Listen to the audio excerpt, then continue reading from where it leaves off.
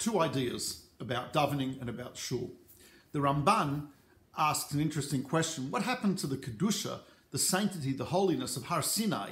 After Hashem descended on Har Sinai, there was the Kabbalah Torah, the acceptance of the Torah. Immediately afterwards, the animals are allowed to ascend onto the mountain. They're allowed to graze there. People can go mountain biking. There is no restriction whatsoever. So this unbelievable Kedusha, incredible holiness that was on Har Sinai, Mount Sinai, at the time of the revelation, what happened to it? The Ramban says it got transferred to the Mishkan. The Mishkan now became like the portable Har Sinai of the Jewish people. It was the place like Har Sinai where everyone gathered together. It was the place of Gilui Shechina, the revelation of Hashem's presence. And it was the place where the Torah came to the Jewish people. When the Mishkan was nignaz, when it was put aside, when it was put away, hidden, and the Beis HaMikdash was built in Yerushalayim, so the Kedusha, the sanctity of Har Sinai, which was in the Mishkan, was now transferred to the Beis HaMikdash, to the temple in Yerushalayim. That became the place, A, of the gathering of the Jewish people, Vayichan ha'am, the Jews gathered together. B, it became the place where there was the Gilui Shechina, the revelation of Hashem's presence. And third, it was the place where the Torah came to the Jewish people through the Sanhedrin and also through Nevuah. Now, when the Beis HaMikdash was destroyed, so the Novi Yechezkel tells us, Ve'elahem l'mikdash ma'at, Hashem says, I will be for you a small Mikdash, a small Beis HaMikdash. And the Gemara tells us, the Gemara in Megillah tells us, Elu bate knisios ubate midrasha shebebavel.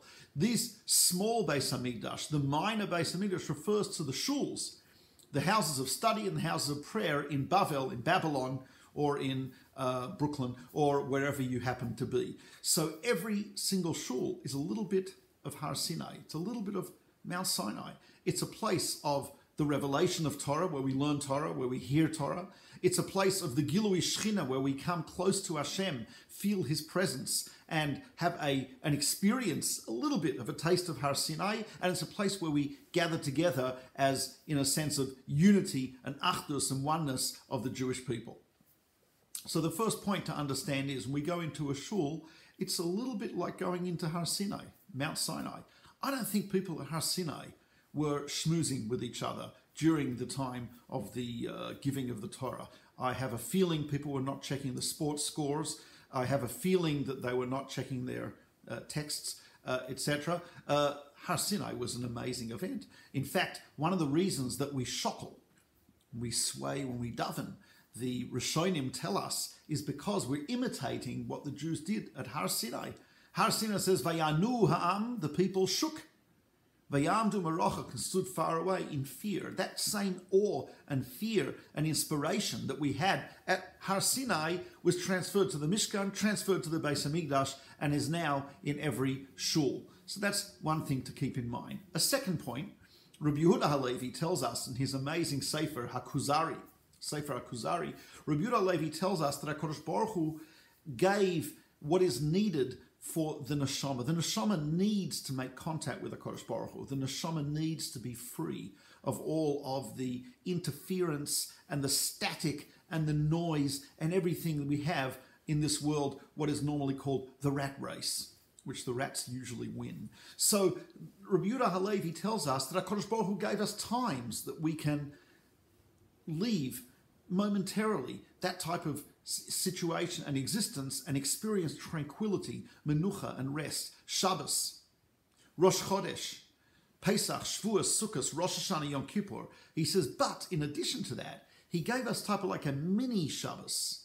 The mini Shabbos are the times of prayer, the times of davening that we have every single day. Every time we walk into shul, every time we start to daven, it is type of like we're entering a mini Shabbos, a moment, a bubble of tranquility, a bubble of purity, and a time that we're not involved in the worldly pursuits, not involved in the rat race, and we are very much like Shabbos.